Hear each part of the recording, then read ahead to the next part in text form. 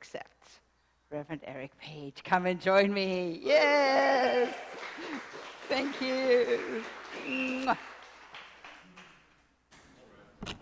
Aloha.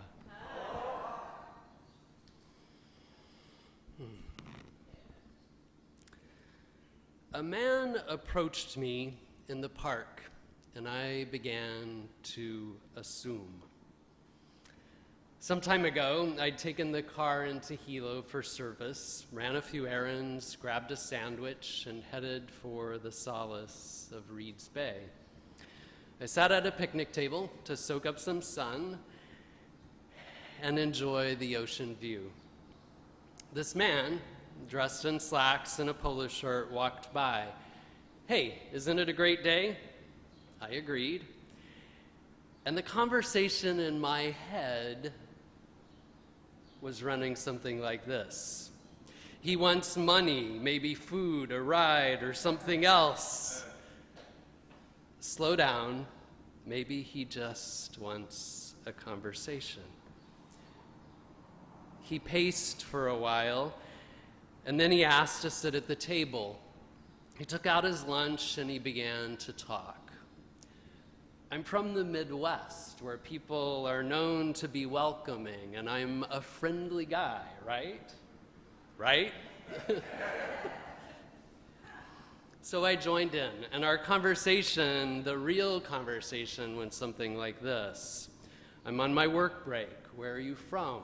Where do you work? And we talked about the weather, the water, the island, our houses, and our commutes.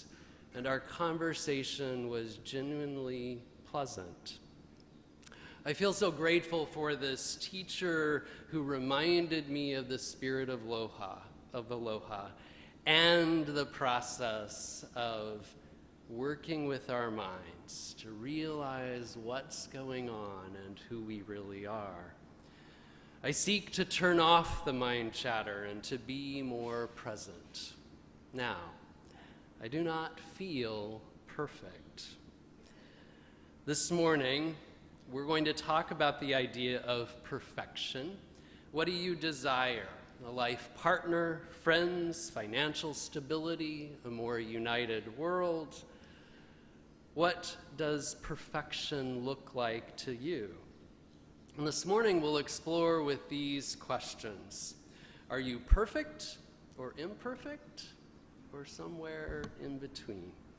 And how do we expand our experience of these ideas? How do we claim order and balance in our lives? I invite you to affirm with me this morning. I expand my understanding of perfection. Together, I expand my understanding of perfection. And I apply order and balance in my life. I apply order and balance in my life. So I'm a historian. I'm going to tell you two history stories today. Classmates at Oxford mocked the Wesley brothers. John Wesley and Charles Wesley started the worldwide Methodist movement. From a large family deeply involved in the Church of England, the Wesleys led followers on a path of spiritual renewal that often distanced them from the official church. In 1729, John and his younger brother began a group for Bible study, to practice communion, to fast 2 days a week, and distribute religious books. The Wesley brothers and a friend made their first visit to Castle Prison in 1730, and the group began to supply prisoners' material needs. They helped debtors get released and gave food and clothing to people living in poverty. Classmates thought they were trying too hard or attempting to make themselves just look good. They ridiculed them, calling them the Holy Club, the Sacramentarians, Bible Moths, the Godly Club, and the Methodists. And by 1732, that Methodist name stuck.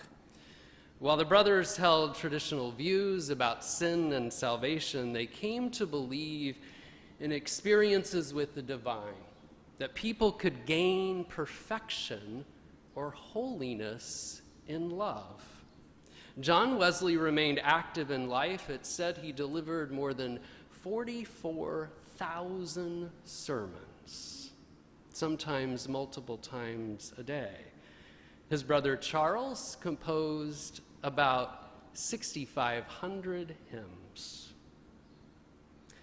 Are you and I perfect or imperfect? Maybe you feel like you belong to the holy club. Perfect means matching in detail the definition of an ideal type. We think of excellence and completeness. Perfect is seen as entirely without any defects or shortcomings. The Hawaiian language uses the word himolele to mean perfect, holy, even faultless or flawless. And how many of you know the prefix ho'o? Ho'o is a prefix that means causation. So to make holy is ho'o himolele. Ho'oponopono is to make right. So what does imperfect mean? Imperfect refers to perceived defects or weaknesses. You hear that, perceived? It is lacking completeness. Imperfection may also imply immaturity, limited, or developing. And the Hawaiian word hima means awkward, not expert, even clumsy, unskilled, or unprepared. We may each lack skill in some area. To neglect or to not care in Hawaiian is ho'o hima. So you and I are practicing. We are revealing the truth of us.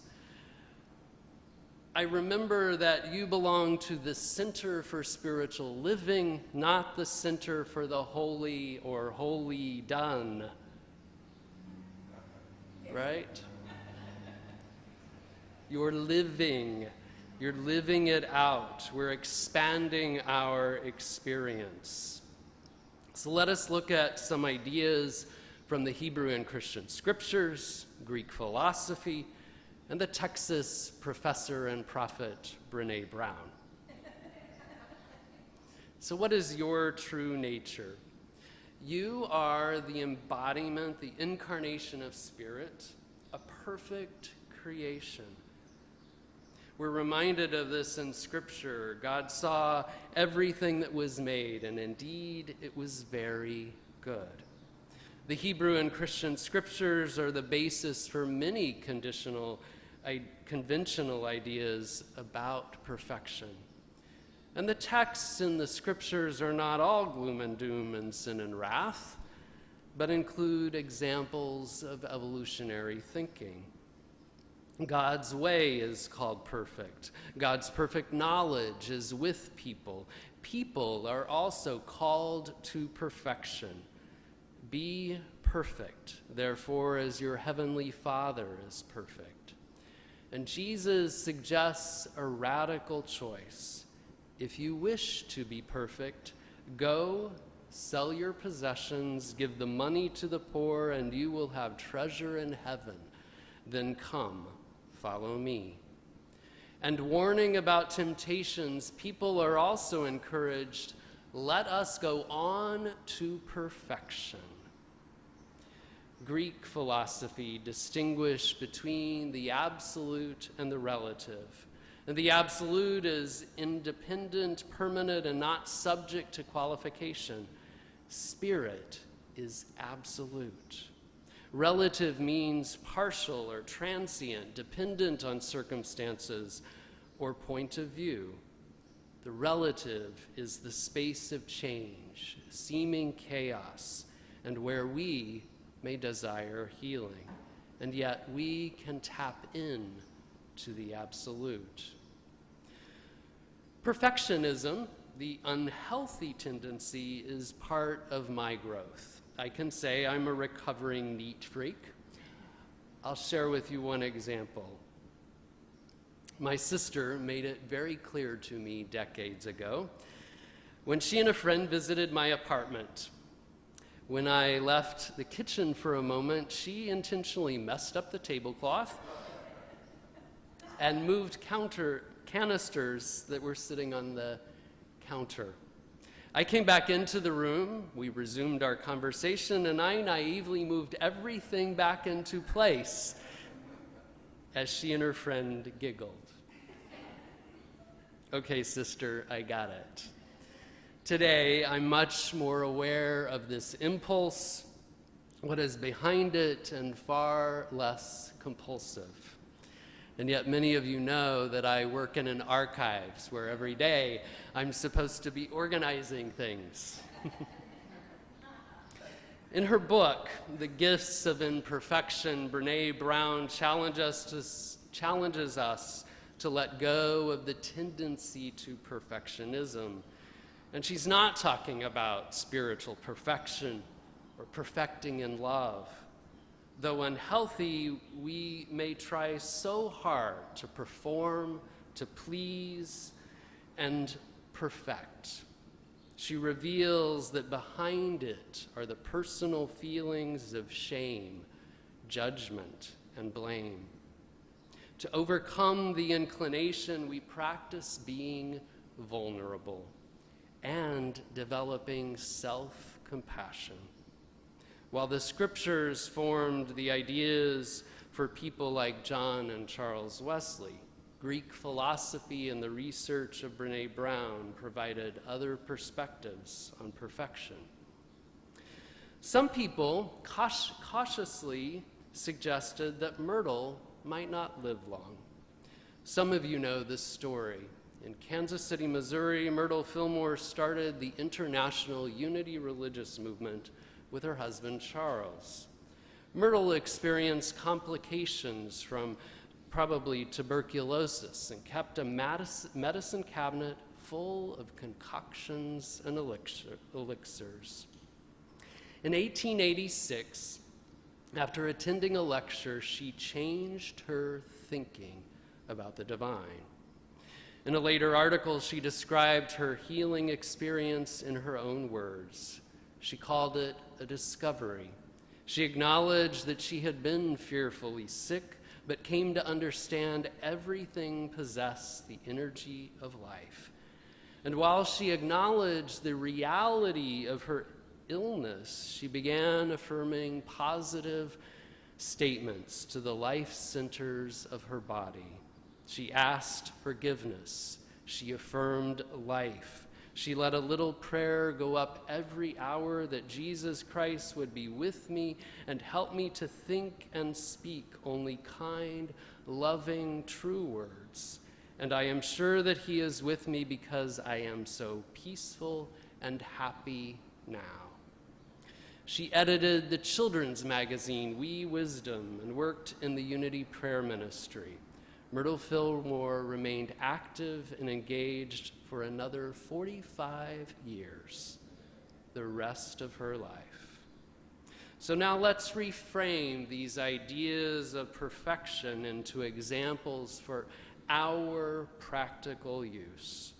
How do we use our ability to organize and adjust, especially when life seems chaotic? Order is a condition in which each thing is properly arranged with reference to other things and to its purpose, a methodical and harmonious arrangement. In your life, you might organize your home or create a logical sequence to accomplish something.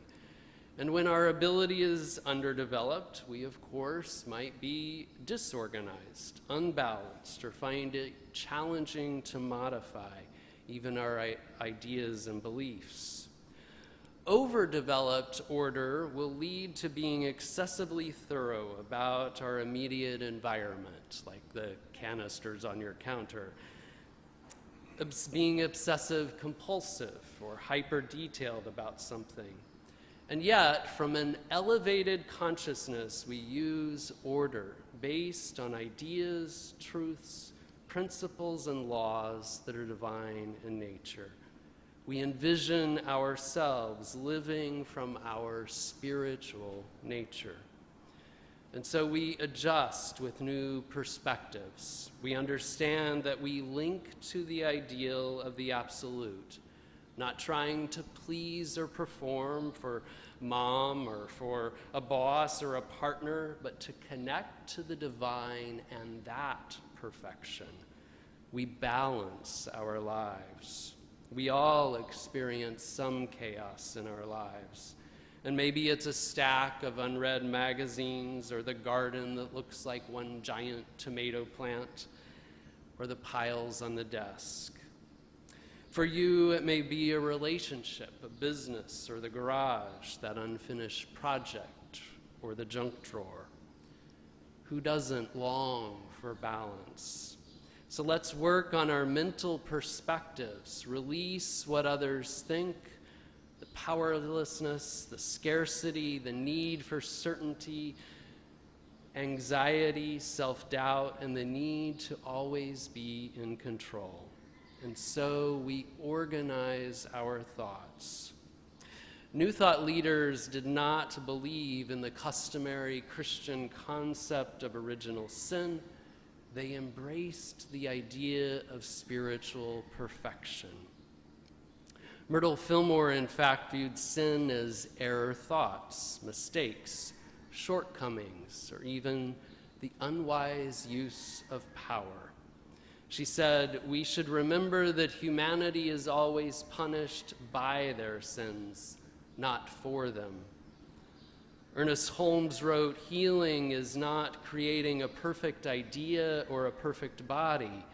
It is revealing an idea which is already perfect. Healing is not a process, it is a revelation.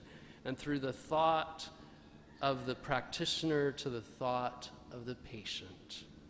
Holmes created the diagram that's featured right here to illustrate the descent of spirit or perfection into form.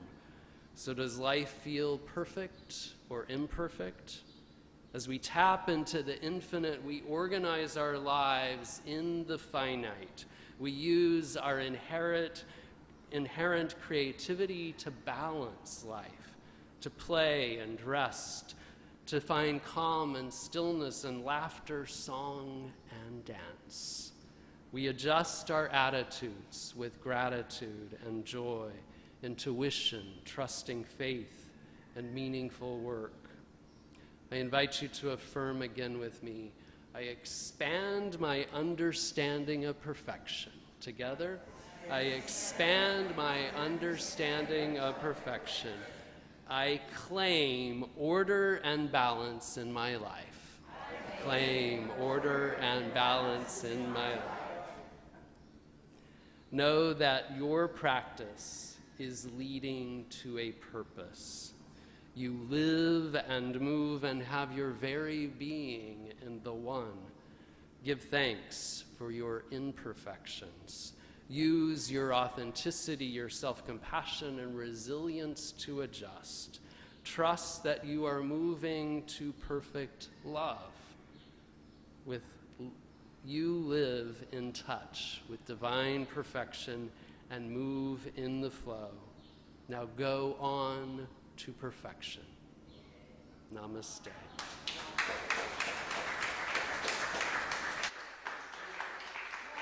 Beautiful.